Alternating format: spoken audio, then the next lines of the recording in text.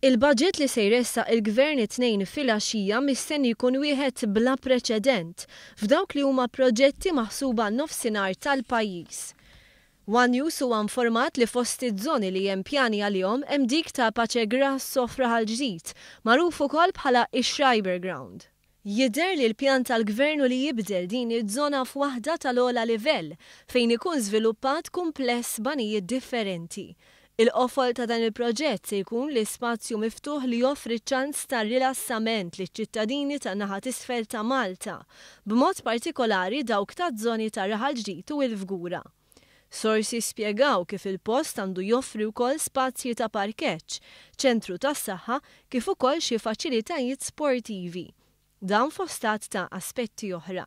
Jidher li dan il-proġett u oħrajn li se jitħabbru fil-budget qed ikunu meqjusa bħala l-pass li jmiss wara twaqqif tal-Kumitat Konsultattiv għan-nofsinhar tal-pajjiż.